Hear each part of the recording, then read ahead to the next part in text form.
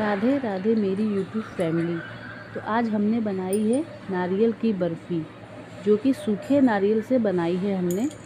तो आपको पसंद आए तो चलिए देखते हैं कि आगे कैसे बनाते हैं। इसके लिए हमने 3 नारियल सूखे हुए लिए हैं और उसको हमने तोड़ लिया है। तोड़कर उसके छोटे छोटे टुकड़ों में हमने काट लिया है। काटने के बाद उसको हम एक मिक्सर जार में उसे चलाकर उसका बुरादा बना लेंगे। उसको बार बार चम्मच से चलाकर चलाएंगे, नहीं तो वो तेल छोड़ देगा। तो देखिए हमने इसको कितना फाइन पीस लिया है। ये नारियल का बुरादा हमने नाप से 3 कटोरी लिया है।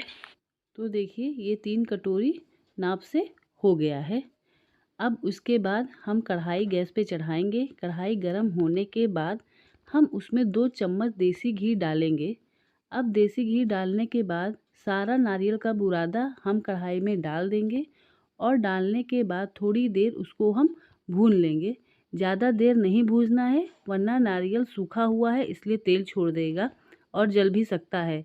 इसलिए 2 से 3 minute high to medium gas पे उसको हम भूजेंगे।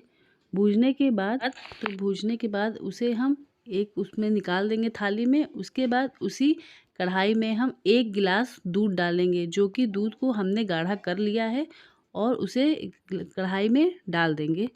कढ़ाई में डालने के बाद हम उसे चलाते रहेंगे।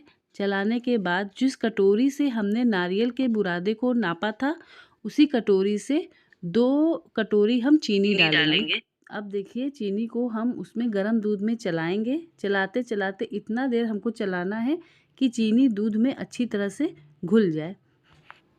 उसके बाद हम उसमें इलायची पाउडर डाल देंगे। इलायची पाउडर डालने के बाद थोड़ी देर हम उसको फिर चलाएंगे। तो देखिए चीनी अच्छी तरह से पूरा दूध में घुल गया है। अब उसमें हमने रंग के लिए थोड़ा फूड कलर डाला है। अगर आपके पास फूड कलर नहीं है तो आप दूध में थोड़ा सा केसर डालकर भी उसमें डाल सकते हैं। अब उसमें हम नारियल के बुरादे को दूध में डाल देंगे। डालने के बाद उसे अच्छी तरह से चलाएंगे। चलाते चलाते उसको पूरा सा दूध के मिश्रण में हमें मिला लेना है। तब अब हमें उसमें गाढ़ी मलाई, जो कि मैंने आधी कटोरी ली हुई थी, उस मिश्रण में डाल देंगे। इससे उसका टेस्ट और भी बढ़ जाएगा, क्रीमनेस आ जाएगी।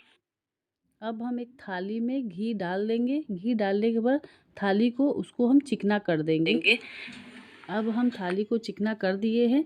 उसके बाद देखिए हमारा जो मिश्रण था वो अच्छी तरह से तैयार हो गया है। इसको चलाते हुए आप ये देखिए कि साइड साइड में वो घी छोड़ने लगा है। देखिए अब ये कितना अच्छे से सूख गया है।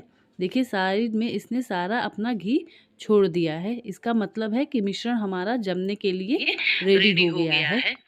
अब हम उसे उस थाली में डाल देंगे और देखिए उसको अच्छी तरह से सारा मिश्रण को हम उस थाली में डाल देंगे। डालने के बाद हम उसे अच्छी तरह से फैला कर सेट करेंगे। सेट करने के बाद हमने उसमें बादाम और पिस्ता का काट कर ऊपर से गार्निशिंग कर दिया है, ताकि वो देखने में और अच्छा लगे। तो देखिए मेरा नारियल की बर्फ़ी बनके तैयार हो गई है। उसको रूम टेम्परेचर पे सेट कर देंगे। सेट करने के बाद हमने उसे काट लिया है। तो देखिए ये पूरी तरह से बनकर तैयार हो गई है। तो अगर आपको हमारा वीडियो पसंद आया है तो इसे लाइक कीजिएगा।